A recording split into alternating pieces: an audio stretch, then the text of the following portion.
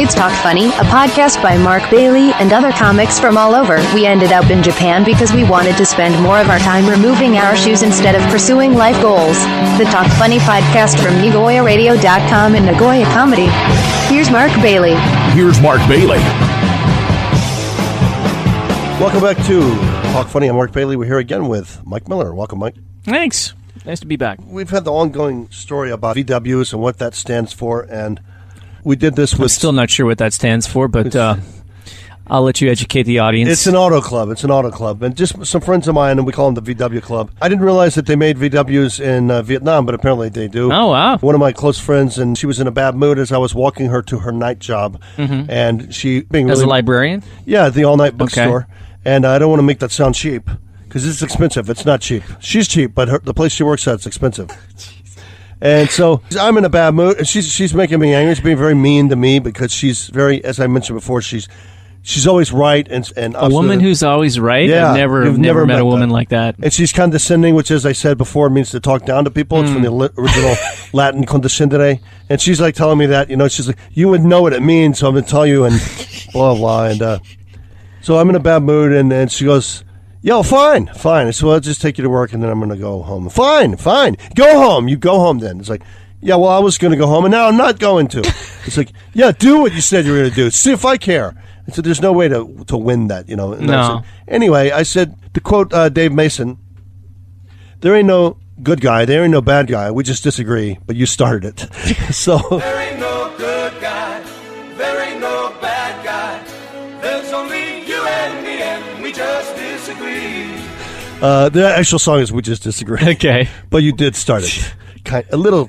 I didn't start nothing. A little bit from Goodfellas. A little bit. No. You insulted him a little bit. You got a little out of order yourself. I didn't insult him. I didn't insult him a little bit. And you bust his balls a little bit. I didn't bust nobody's balls, Jimmy. A little bit. You did a little bit. So she didn't bust my balls. That's what the argument was about.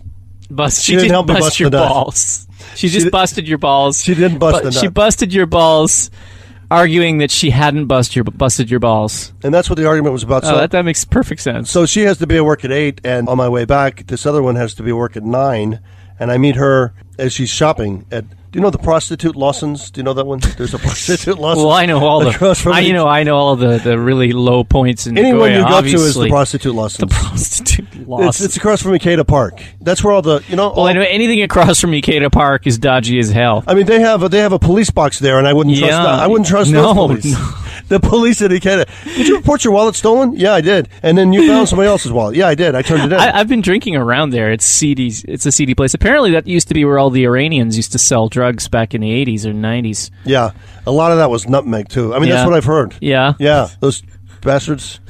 And they never even gave you paprika my money back. No paprika? Well, no. And you want telephone card? By telephone card, do you mean hashish? Hashtag hashish? Hashish tag? So, so there's the prostitute Lawsons, and the male gigolos are there. You go at 7 a.m., the male gigolos are all there. They're all flirting with the Nepalese and Sri Lanka girls that are running the register. And, they're wasting their time because they're Hindu. They don't eat beef. So, right. And then, of course, all the prostitutes are there. And this sounds like a funky Lawson's. I'm just trying to remember what you told me, Mike. So you said that they're all there then. And anyway, so this is the prostitute Lawson's. I buy my avocados there. They smell like fish. Buy my avocados there. Can I have the ones that aren't salmon flavored? All right, a lot of this. Hello, Patreon.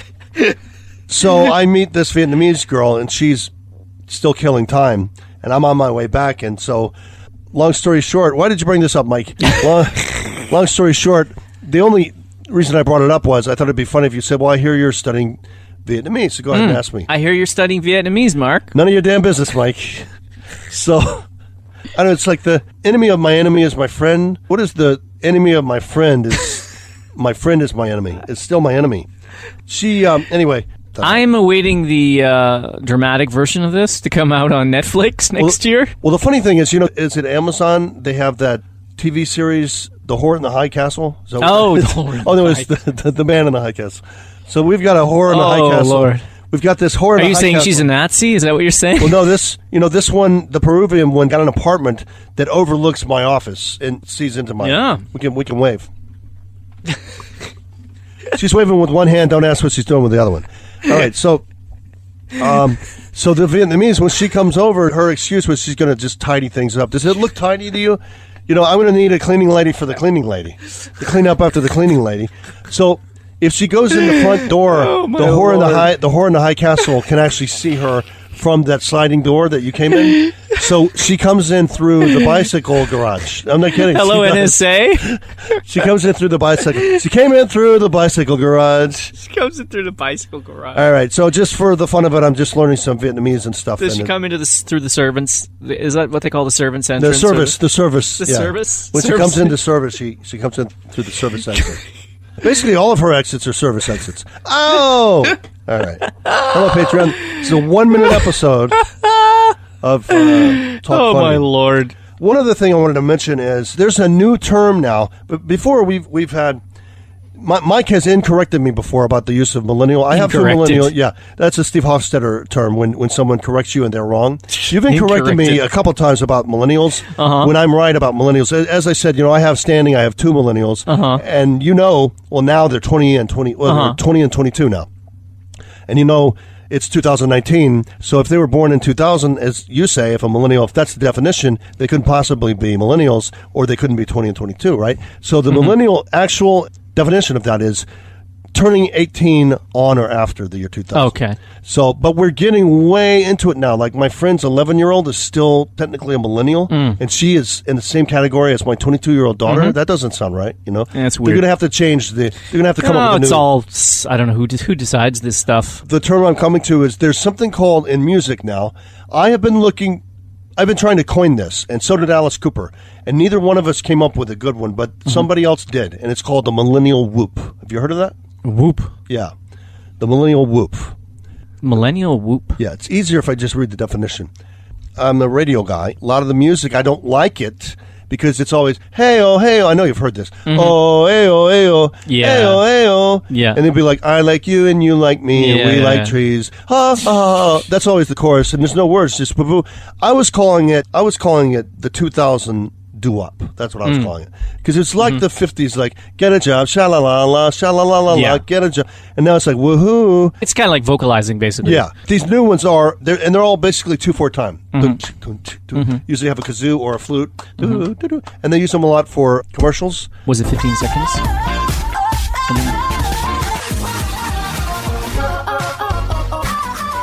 Demi Lovato, Churches, Lonely Island, Frank Ocean. These are all people I mean nothing. This is all millennial whoop. Yeah. Shift from fifth note to third note and back to the fifth. Kings of Leon, You, Somebody. There's like 1,000 songs. Yeah.